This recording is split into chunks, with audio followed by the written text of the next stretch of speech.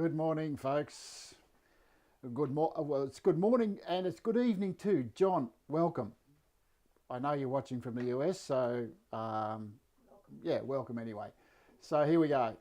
Again, I've got the jumper on. It's cool again.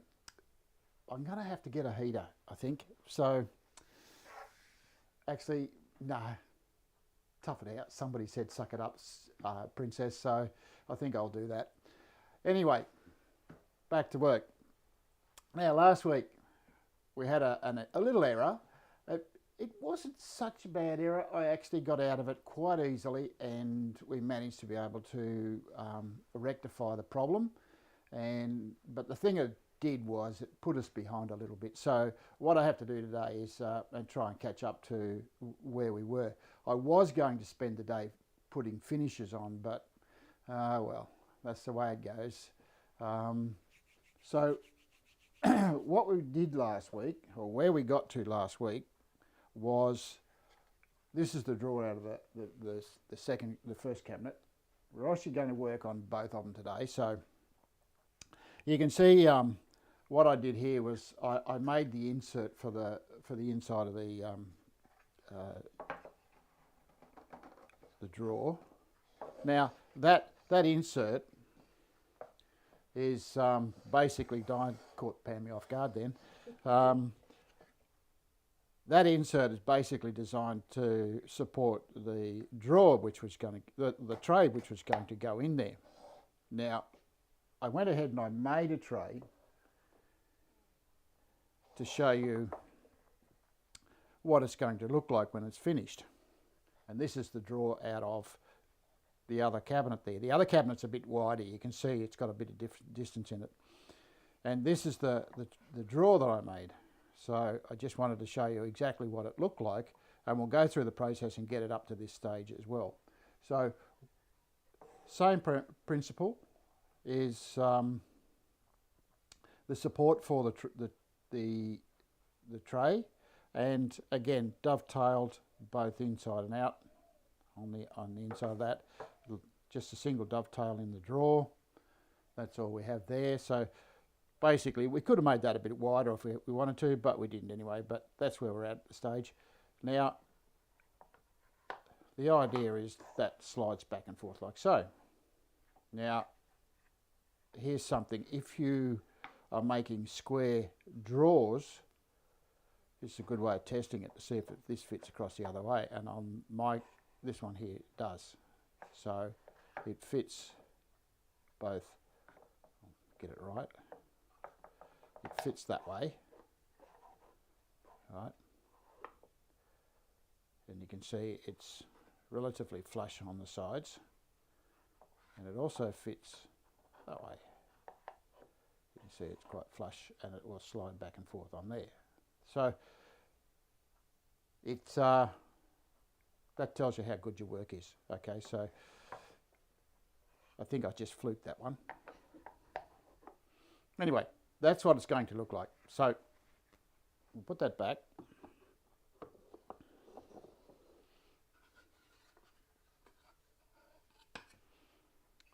And here's the one we worked on. This one here is the one that's going to go in this drawer. You can see that last week I cut the dovetails, and you can see what I've done is I've made it so that it doesn't quite fit in the drawer. So when I sand off both of those, it's going to fit in the drawer quite nicely, and it'll also be only half the size. So that's my idea behind it anyway. So now what I have to do is cut the rebate for the bottom. Now, you've seen me do this many, many times, but I'd like to go through the whole process because it's a really good reminder for people who are either just starting or you've forgotten the process and you don't want to go searching for searching for where I've done this before. So in each project I like to go right through the whole process. Now the router bit that I'm using here, for those who haven't seen it before, is what we call our rebate cutter. Now, we have these made by Carby Tool.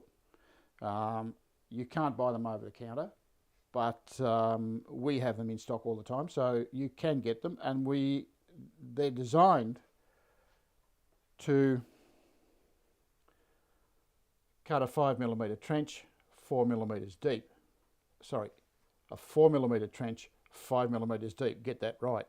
It is the depth of the trench will be 5mm. The width of the trench will be 4mm. So we match that up with the material that we have for the base. Now I'm using cedar on the box, so my base for my drawer or tray will be 4mm as well. Now we use this in conjunction with a 19mm bearing. Now the 19mm bearing reduces our depth of cut down to 1.5mm. So take the original. This is the bearing that comes on the router bit, and this is an additional one. And you can see that it's taken away the depth cut. The reason for that is what we're trying to do is we're trying to make sure that we get a nice clean trench around the inside of the tray. That is nothing worse than looking into a tray or looking into a box and seeing tear out where the base meets the inside edges. So we do a half cut to start with. Now, I had a ruler. It's the thing about small places, you put it away and you forget to put it away.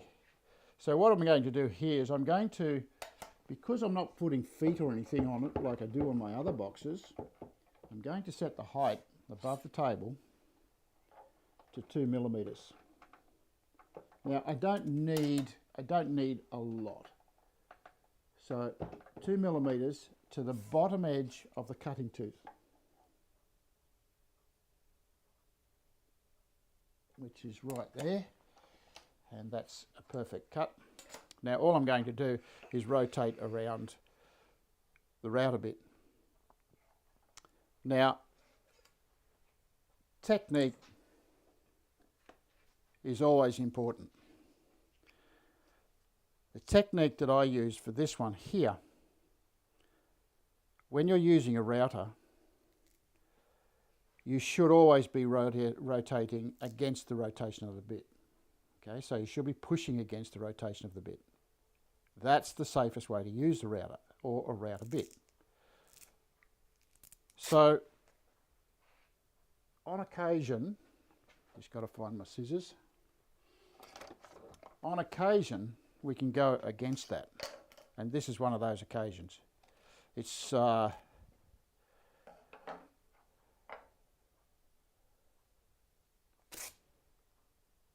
recommended for large cuts.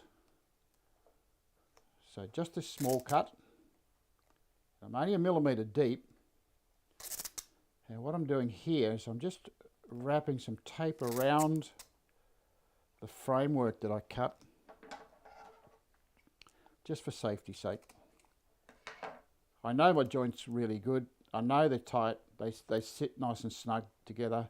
What I want to do is just make sure that it's not going to fall apart while I'm doing this process. You can never overestimate or underestimate what the power of a tool. So all we're going to do now, and you need to keep your fingers out of this, just rotate with the rotation of the router bit. Router bit's going to go around this way, so we're going to go around that way as well. Okay, so we want that to basically climb route. Climb routing is the technique that it's called. So here we go. So just going to cut a small cut. So ears on, everybody.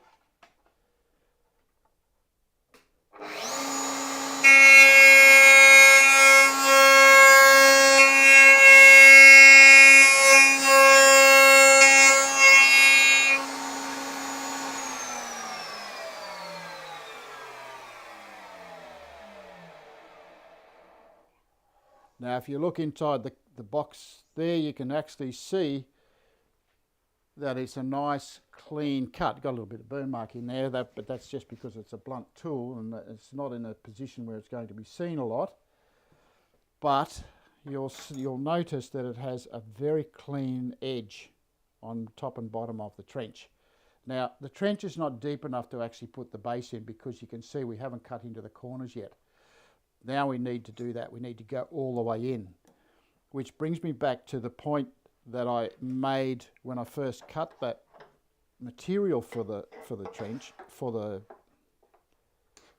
the tray, and the material thickness is 7 millimeters. I've already cut 1 millimeter away, and now I'm going to cut another 4 away, which will leave me 2 millimeters. What I've just done then is I've just replaced the original bearing.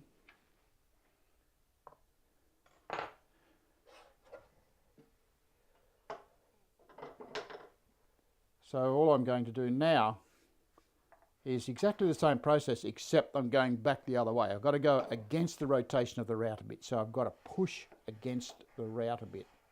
The router, you can tell which way the router bit spins because the teeth will be pointing in the one direction. So ears on.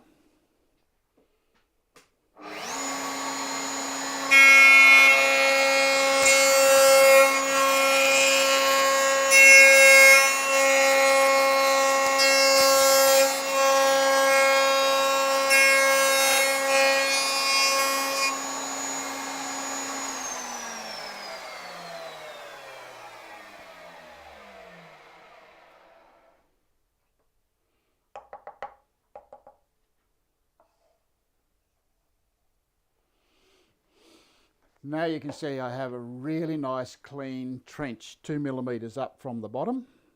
So it's nice and clean. All I need to do now is measure and cut myself a base.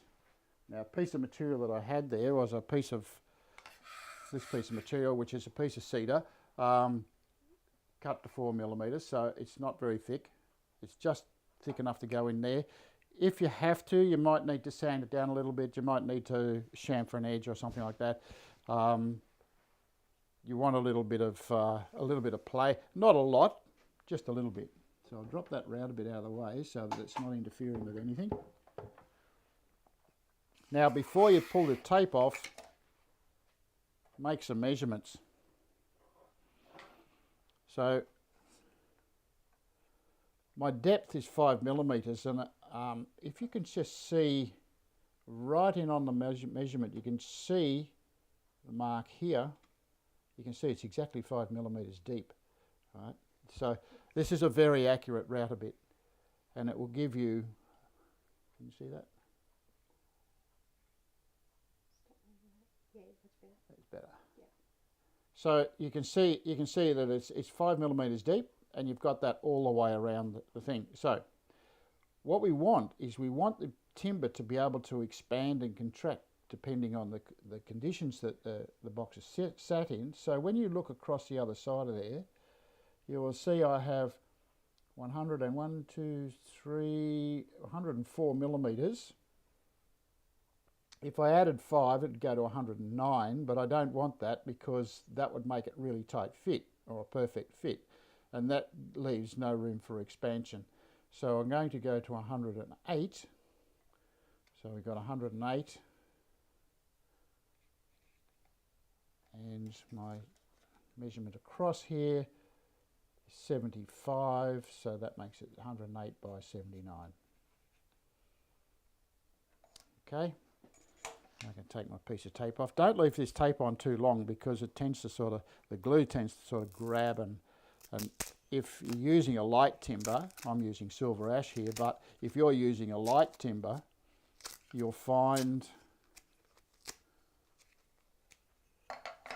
the tape will grab hold of some of the furry bits and you'll end up with tear out.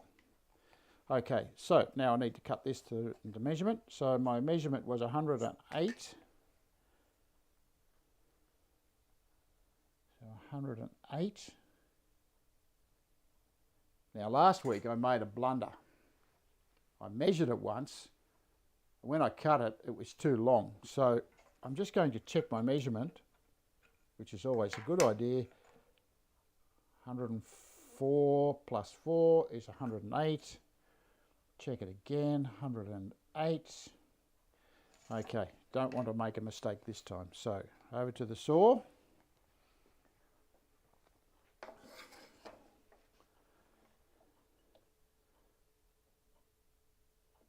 And I'll just take a cut off there.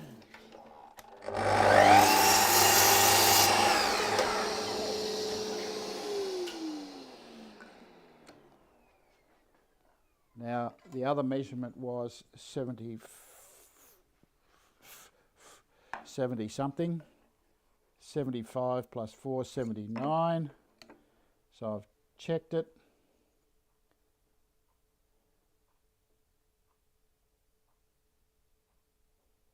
Just check that again. 75 plus 4, 79. 1 millimetre is adequate for expansion in such a small little piece like this. You get about a 1/2 millimetre on each side of the piece. I actually do it in most of the things I do is 1/2 millimetre. Ears on.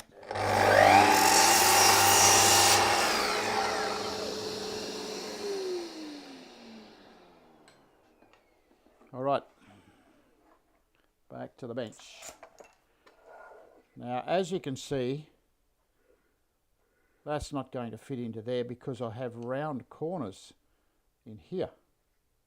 So I need to round that over. So over to my sander. Now, I get lots of questions about this little tool here. This is something that I found somewhere along the way. I can't remember where I saw it first, but since working out that I've got to do lots of corners on lots of tools, I've found that I need a tool that actually where I can do the bits quickly. So I've developed this. Since developing this, Derek Lark is now making these, and if you contact him, there is a link to Derek's page, and he's making the little platforms. So if you want to get hold of one, Derek will contact you as soon as you contact him. And this is how it works. Just tell Derek to put his email address up now. Yeah, Derek, you might do that. You might put up your email address so that those who are watching who haven't got one of these want to contact you. Stick it up, and we'll hopefully you'll get some business out of it. Okay, this is how it works. You can see I've got 2 stops, one here and one over here. First stop, like so, and you'll notice when I feed the timber onto the disc sander, I'm pushing along the grain. I generally don't do it that way, right? Because the disc actually catches the edge of it, and you get a little bit of tear out on the end. Whereas if you go this way, you don't get such a problem. So, ears on.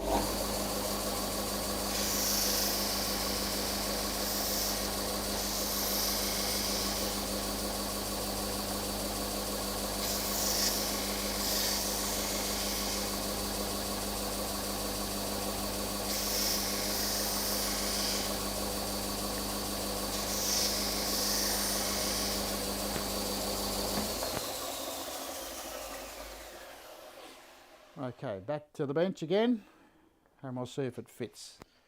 Just do a little piece of sandpaper first. Just taking the furry bits off the edge of it. And you can see nicely rounded, and they're all the same size. They're about the same diameter as a 10-cent piece. So if you don't have one of those tools, a 10-cent piece will suffice.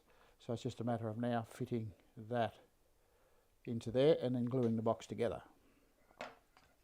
So my first task is to see if it fits. You see my joints are quite snug. I may need to dress it down a little bit if it's too thick. It's not too thick, it's actually quite a good fit. Michael House had a question about preparing or sourcing the formula material. Okay. 4mm material.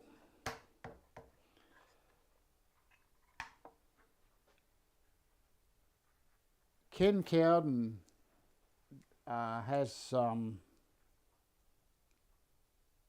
4mm material, so if you hook onto him, I think we've got a link to him down on the page.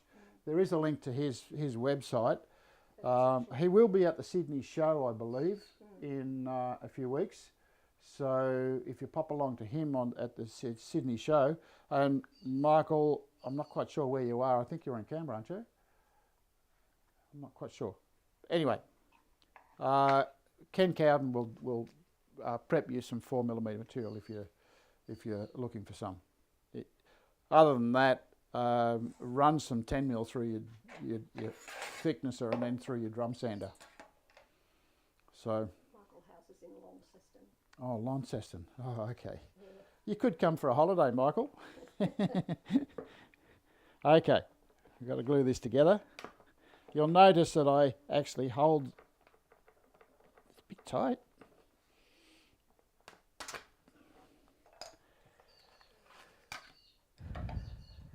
We'll pull this apart. Oh, before we do, and I'll do this with a pencil, I don't generally do it with pencil, just going to mark 2 of my joints.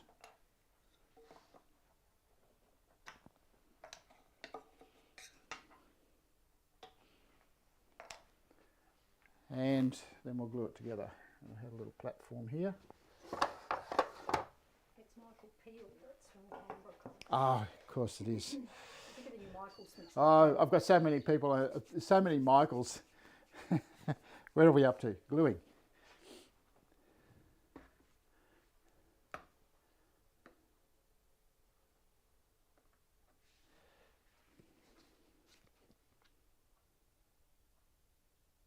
Don't need much glue here.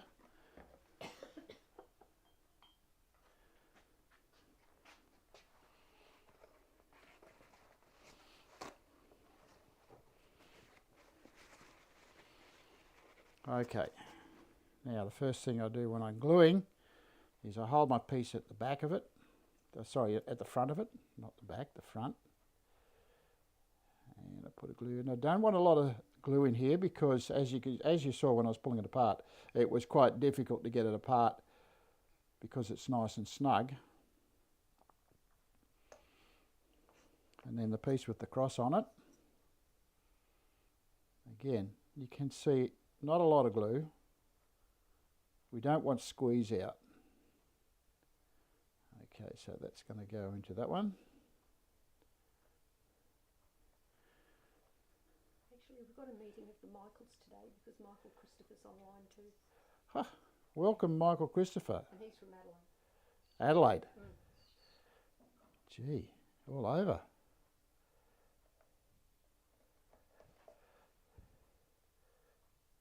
Okay, so what I've got there, now when I put the glue in here, I've glued those two together. You can see they're not all the way in yet. Is I put a little bit of glue in here.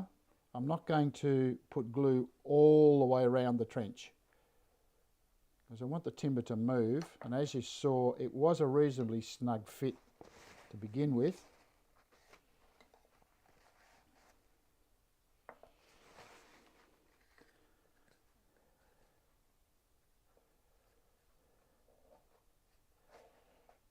In goes my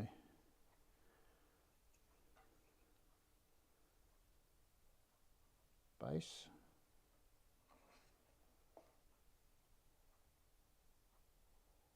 A bit of glue there.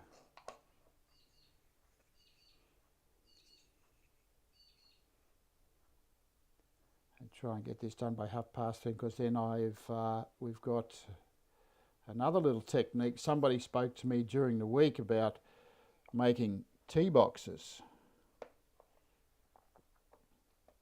And so the technique that I'm using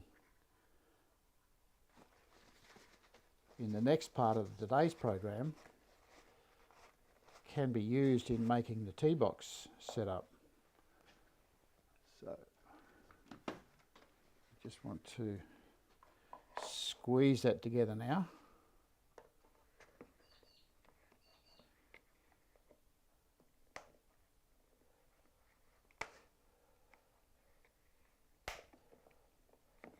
hear that cracking and popping, and it's just popping into place. It's quite a nice little tray, that one. And now we need a square. Just check for square.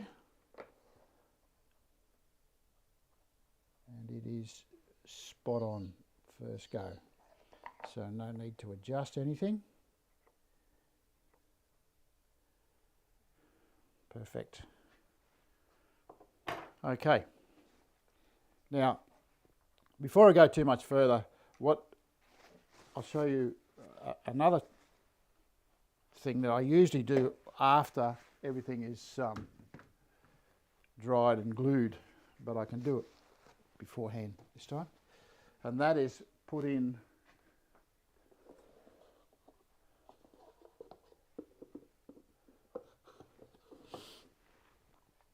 while that's drying.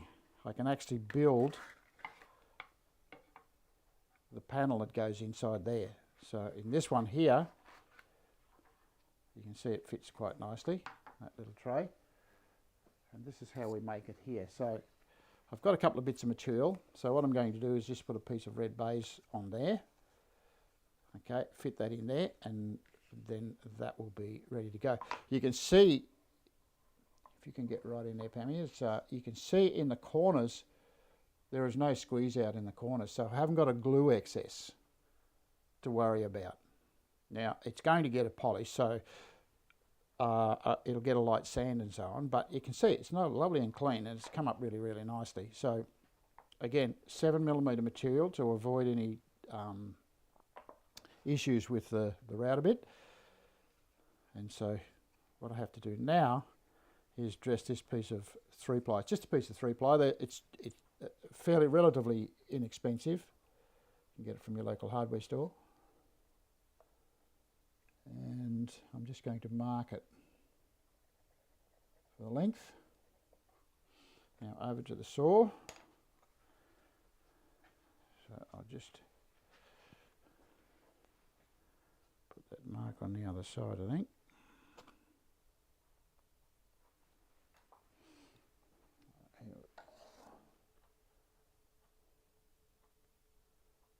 This is the beauty of the laser on the Festool saw. Here's on.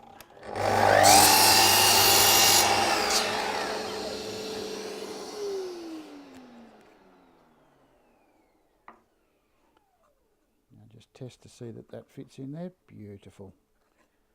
Now it's not quite fitting there, basically because this side is out of parallel. Fits there, but it doesn't fit up this end. So what I need to do is just trim off. And you can see when you put the laser on it, you can see the laser as they actually set in a little bit there, because we square up against the back of the board. You can see that it's just touching the corner there. But it's hard to see. Bit hard to see? Yeah. Okay. That's a bit bad. All right, let's cut that off.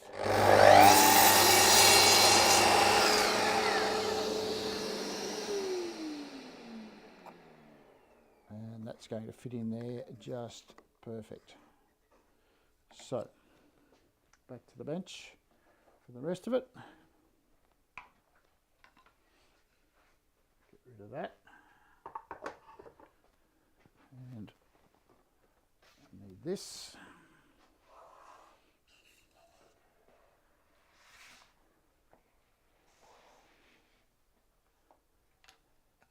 Now generally when I do this, I'll get sandpaper and I'll sand off around the edges just to get any furry stuff off it.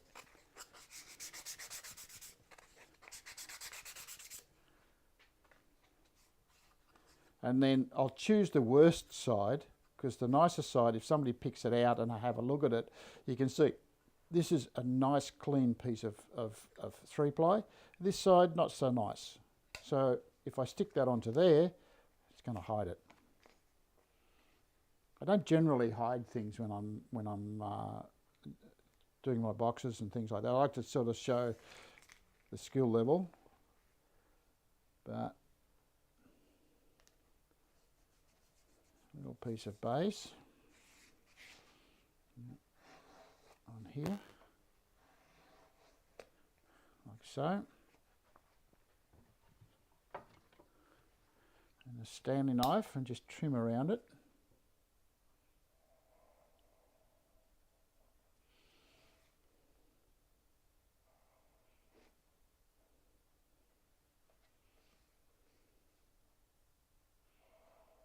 So,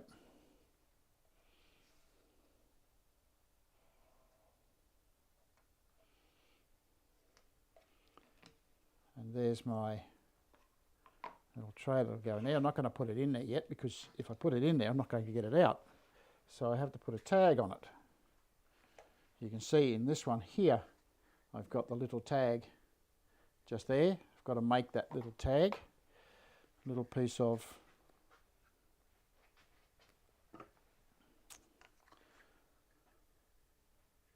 you can get this stuff from Spotlight. It's just ribbon. You can get it in all different colours. I try to match up the colour to my little short piece. Okay, like that. And this is how I put it on. A little bit of super glue. Don't need much, just a little bit. Try to put it somewhere in the middle. Doesn't always have to be in the middle. You can adjust it according to where you're putting all your positioning, your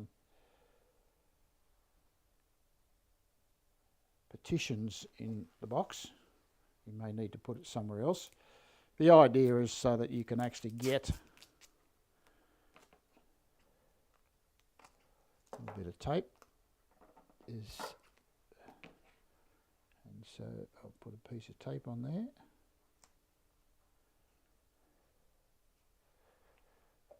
And a little bit of glue on the end of the ribbon. It does two things. It creates a little bump on there so it's easy to get hold of. But the other thing it does is it stops it from fraying. So there we have the tray made. The only thing left to do now is to plane off the excess bits and pieces and sand it down to fit the tray. Now I can't do that until it dries, so it's going to take about 12 hours to cure. I just wipe the excess glue off here. And that should fit in there quite nicely, and there you have the inside of the tray. So it comes up quite nice, and you've got something to pull the panel out if you need to take it out. Okay, so that's going to be that one there. As I said to you before, this is where this one came from. Goes in that way. When I sand these, just come in there on Pam.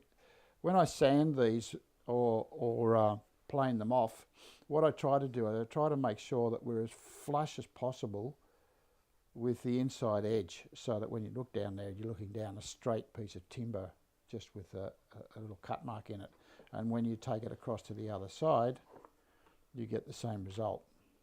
So it looks relatively smooth. Okay, so a nice and neat look about it. And it goes into there. Okay, let's go on to the next bit. Now the next bit is the petitions. I was asked many years ago by a person who bought one of my boxes to make petitions. And at that stage, I didn't have much of a clue as to how to go about it. Since then, I've developed a couple of little techniques that actually give you quite a nice petition.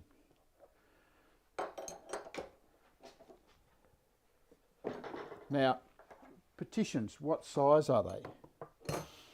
It depends on the box that you're making. How thick do you want the petitioning? If you saw in the boxes in the earlier parts of the show, you would have seen the tray or the drawer that I brought out had a number of petitioning in it. And this is what they were. This one here you can see I've got little cuts halfway and they just slot over each other like that.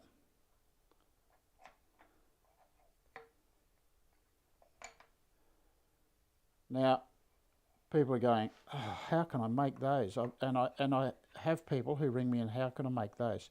I've developed a little technique. Now, it might not be a new technique. It might be something that somebody else has done in the past. But the secret is to make sure that your timber fits in the box.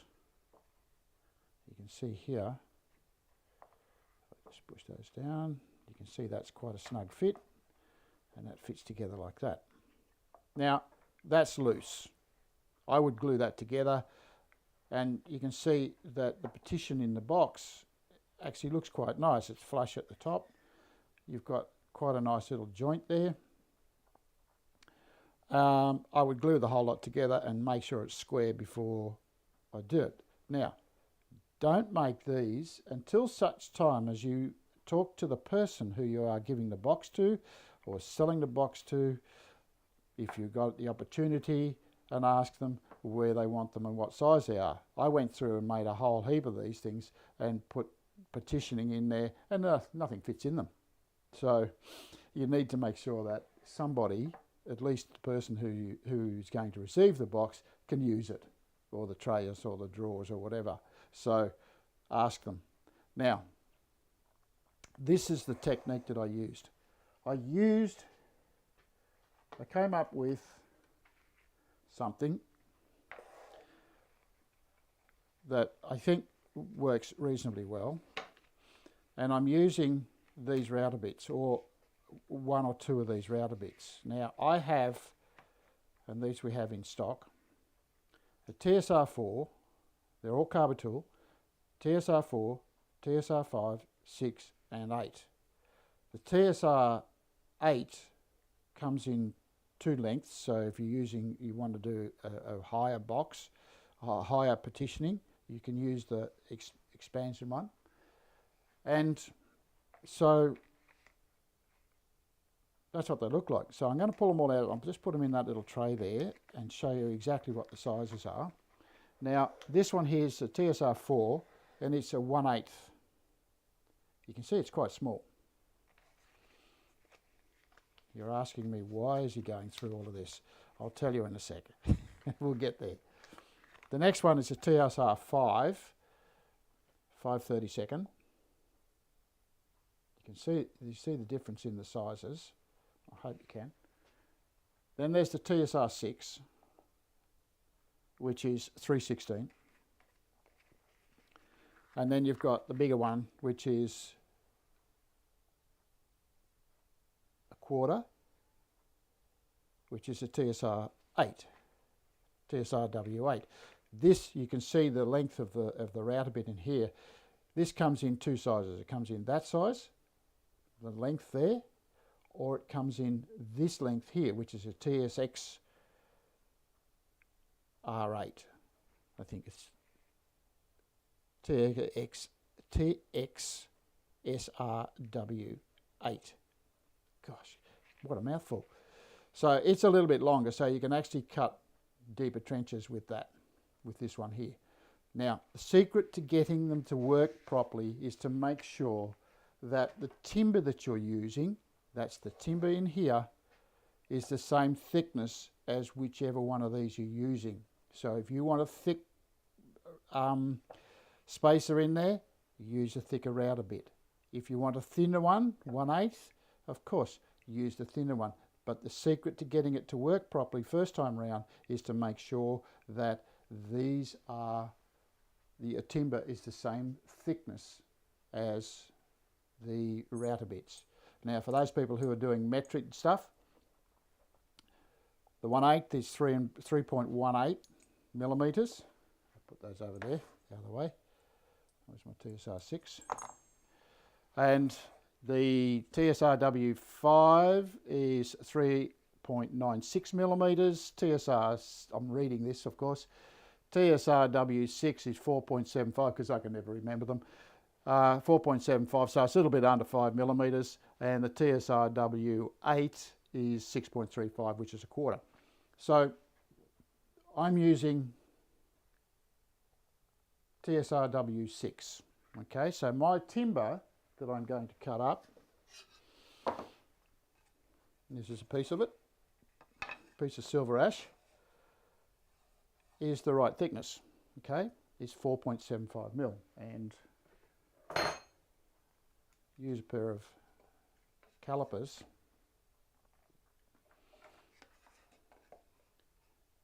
And it's 4.68, it's a tiny little bit under points, but not that much that it's going to make a difference.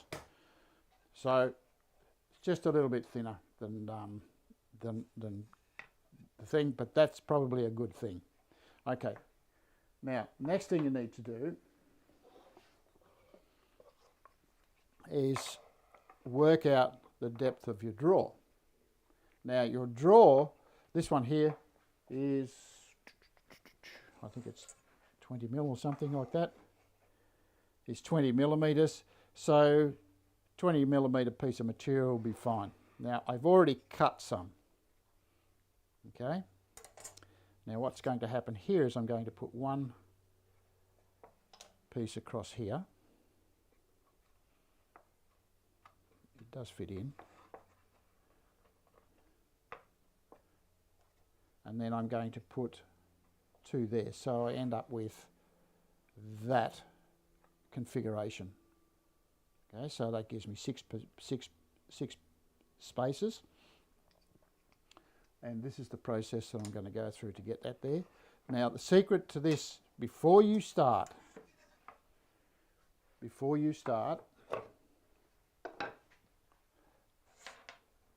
sand your pieces so they're nice and smooth. Okay, make sure they're nice and smooth, because you don't get much chance to do them later. For this exercise, you need your quarter-inch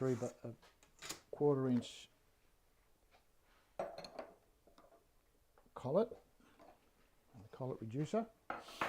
Now I've cut these at 20 mil, so they're 20 millimeters.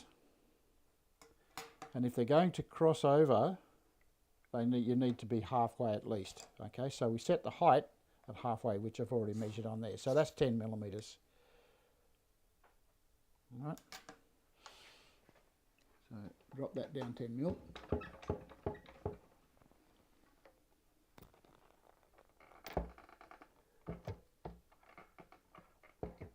Oop, too far. Pretty good. Okay, so 10 millimeters. Now, as I said, I want one here and one here. So I've got to cut halfway through here. So halfway, one here.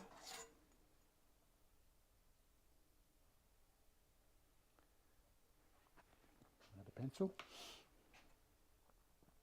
So my halfway measurement is, I've got 112. So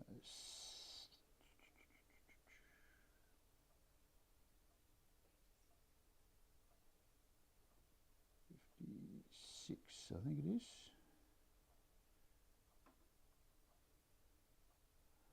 Gosh, that hurt the brain. Just checking. Well, not really. I'm pretty good with it. I don't make too many mistakes. At least I hope I don't. Just going to square a line on there. Now the second bit, where to put these. Right. Now I could just measure this and divide it by 3, and that will give me my spacings. I'll make it even. So I've got 162 by 3, 54.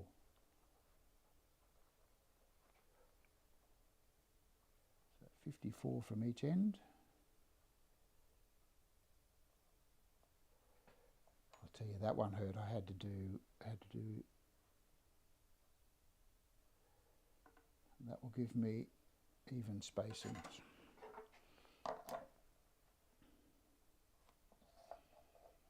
Square here, square there. Okay, how to cut these. Oh, this is going to be fun. Not really. It's fairly simple task. What I need to do now is set up a fence.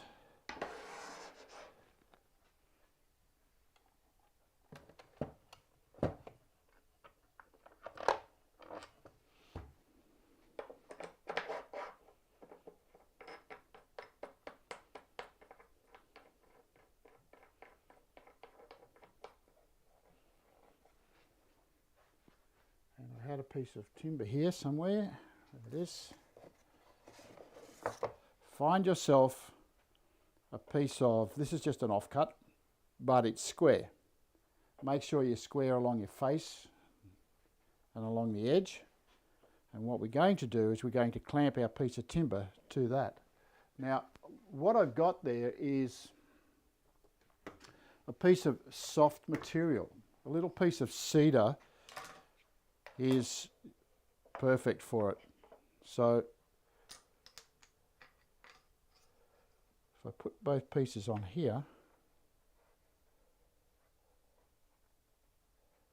just make sure I'm flush up against the edge. And quite important that you get that square onto your fence. Clamp my piece of timber in place. These are those cute little things. I never thought I'd use them for much when I bought them, because I thought, oh, I've made a mistake buying these. But gee, they've come in handy.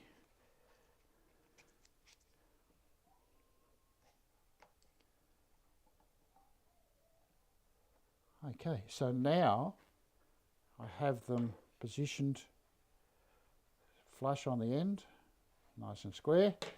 Now all I have to do is centre it.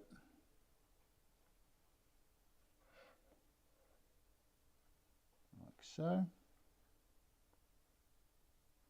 Right on the centre of that route a bit. I'll just check it by running that thing around.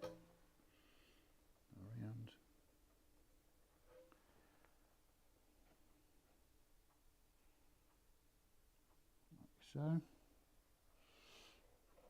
And now, lock that in place.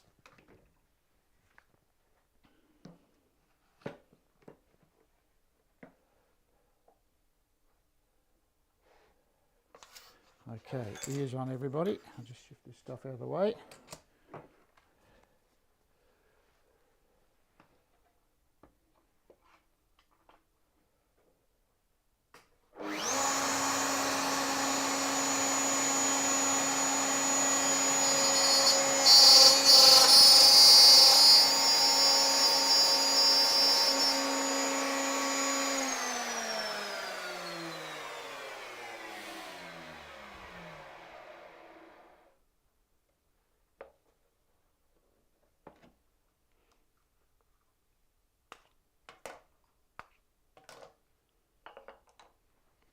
Now the easiest way to test it is just to see if that fits together.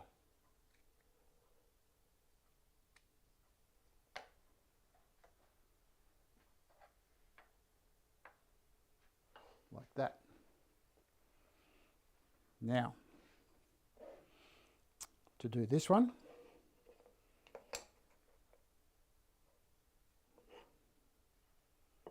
turn my piece of timber over a little bit.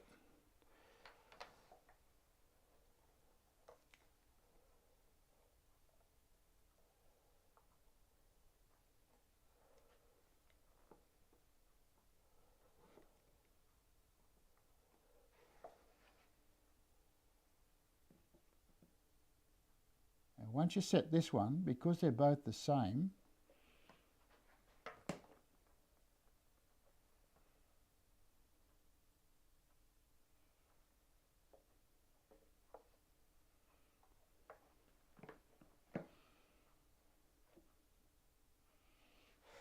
okay, ears on folks.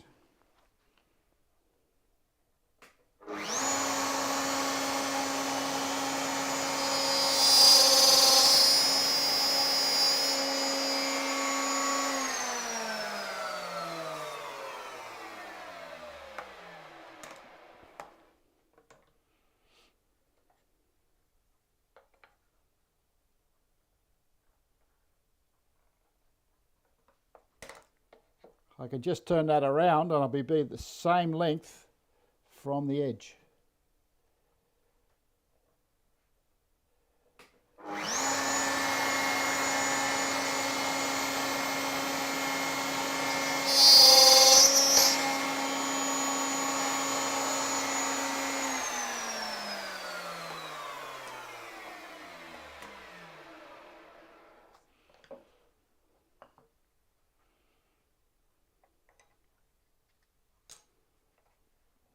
Test.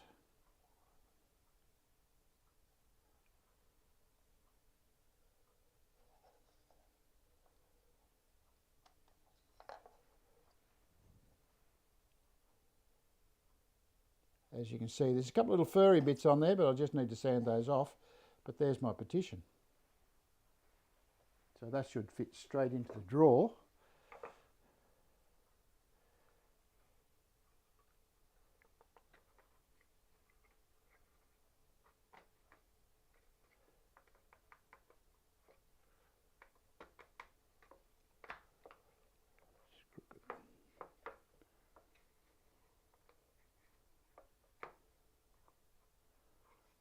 And there you have the partitioning in the drawer.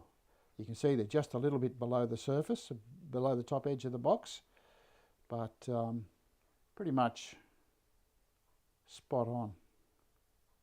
So the important thing to remember is just make sure that the timber is exactly the same thickness as your router bit. And you can see, I'll just give those a bit of a sand up.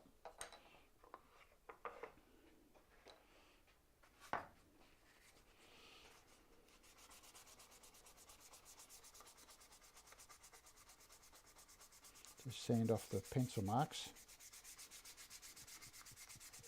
And you can see a little bit of furry stuff on the inside edge there, but that's generally covered over by the next piece that goes over the top of it.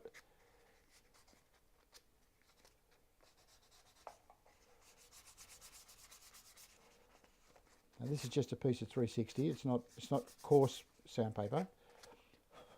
Don't need really coarse sandpaper.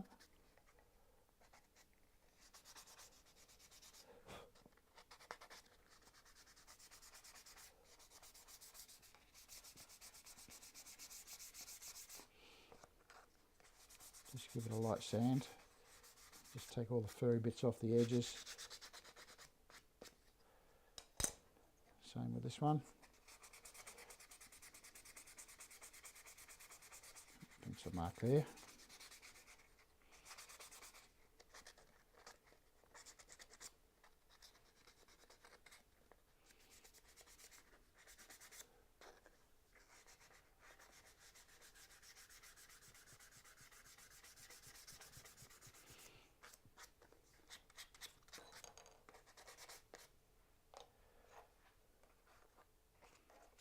I see your point, Jim. Having the clamps closer to the cutter, it's don't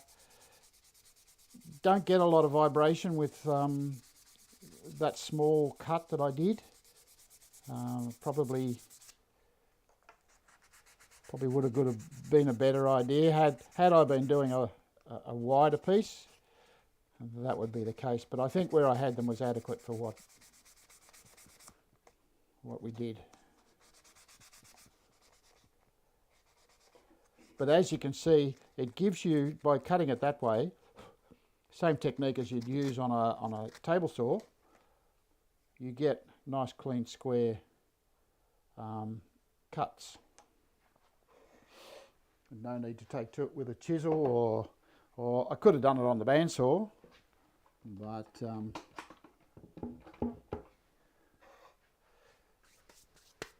little bit of glue.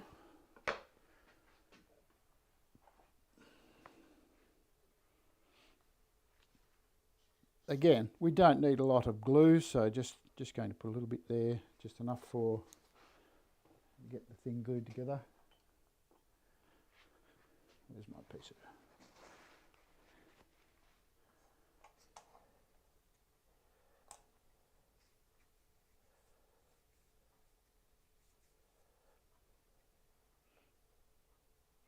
just put a little bit in on the face.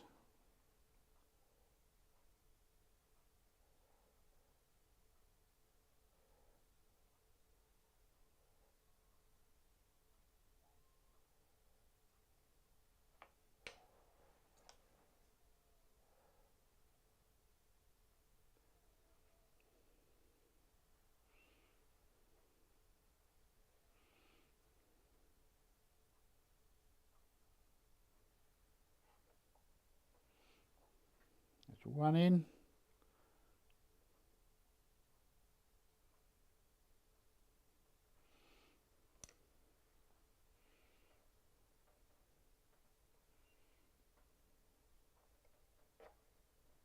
It's 2 in. As you can see, they're quite a nice fit.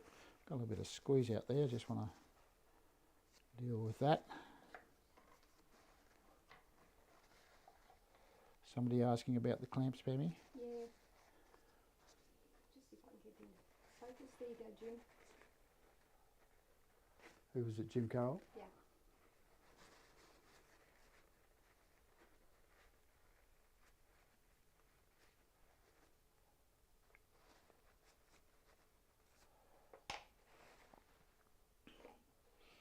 They're actually a nice little router bit. I bought them by mistake, Jim, many years ago. Oh, the clamp, I should say.